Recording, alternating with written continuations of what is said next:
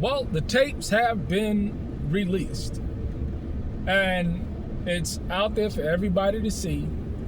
And I don't know the minds of people. They're pretty far gone. I just have no faith in people today. And I was talking, high fructose corn syrup, aspartame, fluoride, bioengineered foods. How can anybody listen to the 4-hour meeting that they had and logically think that Rufus Carswell was in the right on anything? He clearly stated that he would submit to the judgment. He stated it over and over and over again at the tail end of that meeting when he spoke. And I don't understand how somebody can come to the conclusion that this was about the oppression of the saints and this, that, and the third, because he had to, spin this narrative that it was about everybody else.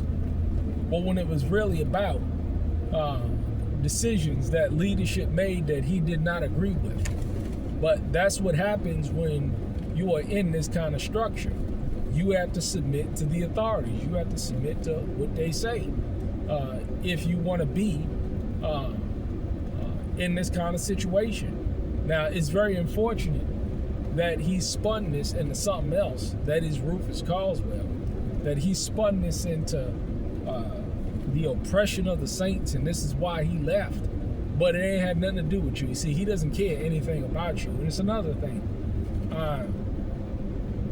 All of this, released the tapes, and I got receipts, and when people are saying this rhetoric, and I got text proof, but never once has he gotten on YouTube or Facebook and actually shown this text proof. He just says that he got text proof and wait and see and this, that, and third, and he's not been able to produce anything. And it's pretty sad that people are falling for this stuff. But this is what he's been talking about. And now that the tapes have been released, hey, I haven't seen or I haven't heard in that 4-hour session any gotcha moment that makes Rufus Carswell look good in any way, shape, or form. But hey, people are going to twist it and distort it any way that they can to justify the fact that they're on a losing team by a loser who's stolen $300,000 of Saints money and then turn around and expect someone to believe that cockamamie story that he's putting out, that it's about the oppression of the saints, and he's tired of the oppression of the saints when he was oppressing the saints. Where did he get the money from to buy his current property? He stole it from the saints. That's where he got the money from. All those plots of land, where did he get the money from? And he's claiming that he had other sources of income, but he has yet to be able to provide proof text that he had any other income outside of what he was getting from the saints and offerings and stuff. And when you clearly see, when you listen to the tapes, or when you listen to the 4-hour tape, that this is where his money was coming from. He was coming from tithes and offerings and fleecing the saints. Why he buys Jordans and stuff like that is just amazing. But anytime anybody gets up talking about I got receipts and don't show the receipts, that's another thing he does.